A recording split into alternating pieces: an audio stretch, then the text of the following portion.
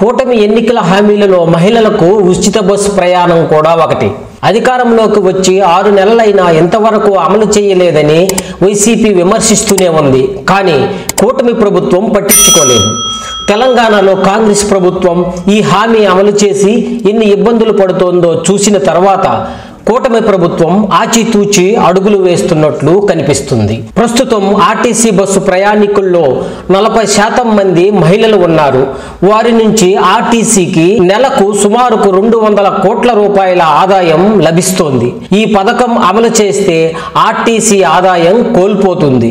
ఈ ఉచిత బస్సు ప్రయాణం పథకం అమలైతే రోజుకి సుమారు 10 లక్షల మంది మహిళలు వినియోగించుకుంటారని ఆర్టీసీ అధికారులు అంచనా. కనుక ఆ మేరకు అదనపు భారం కూడా భరించాల్సి ఉంటుంది. ఈ పథకంలో పెరగబోయే రద్దీని తట్టుకునేందుకు అదనంగా మరో 2000 కొత్త బస్సులు, డ్రైవర్లు, కండక్టర్లు, మెకానిక్లు తదితరులు కలిపి మరో 10,000 మంది సిబ్బంది అవసరమని ఆర్టీసీ అధికారులు ప్రభుత్వానికి నివేదిక ఇచ్చి ఉచిత బస్సు పథకం పెద్ద తుస్సు పథకమని ప్రభుత్వానికి చెప్పకనే చెప్తుంది.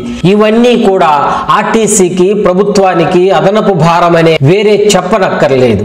అలాగని ఈ పథకాన్ని ప్రభుత్వం వాయిదా వేస్తే వైసీపీ గగ్గోలు పెడుతుంది. అమలు చేస్తే ఇంత అదనపు భారం ప్రభుత్వం భరించాల్సి ఉంటుంది. సంక్రాంతి పండుగ నుంచి ఈ పథకం అమలు చేయాలని మొదట భావించినప్పటికీ ఈ నివేదికలో వివరాలు నిశ్చితంగా గమనిస్తే దీని అమలుకి ఇంకా మరికొంత సమయం అవసరమని స్పష్టమవుతోంది. ఇది వరకు జగన్ ప్రభుత్వం సంక్షేమ పథకాల పేరుతో డబ్బులు పంచుతూ దానికోసం ఎడాపెడా అప్పులు చేసింది. చివరికి ప్రభుత్వ కార్యాలయాలు, భూములు కూడా తాకట్టు పెట్టేసింది. పైగా ఉచిత భారాన్ని మళ్ళీ ప్రజలపైనే మోపేది. జగన్ కుడి చేత్తో ఇచ్చి ఎడమ చేత్తో వెనక్కి తీసుకుంటున్నారని తెలుగుదేశం నాయకులు విమర్శించేవారు. కనుక ఇప్పుడు మహిళలకు ఉచిత ప్రయాణం సౌకర్యం కల్పించి ఆ భారాన్ని ఇంకో రూపంలో ప్రజలపైనే వేస్తే అప్పుడు అందరూ ప్రభుత్వాన్ని వేలెత్తి చూపుతారు. రాష్ట్ర ఆర్థిక పరిస్థితి గురించి ప్రజలందరికీ పూర్తి అవగాహన ఉంది కనుక మేనిఫెస్టోలో ఉన్న కొన్ని హామీలు అమలు చేయకపోయినా ఎవరూ ఇందుకు ప్రభుత్వాన్ని తప్పు పట్టకపోవచ్చు. ఇటువంటి ఫ్రీ పథకాలు ఇచ్చిన పన్నుల రూపంలో తిరిగి మాపైనే భారం వేస్తారనే అభిప్రాయంలోనే చాలామంది ప్రజలు ఉన్నారు. ప్రతిపక్షం విమర్శిస్తూనే అమలు చేయాలే కానీ జనం వీటి కోసం, ముఖ్యంగా ఈ పథకం కోసం అంత ఆశగా ఎదురు చూడటం లేదు.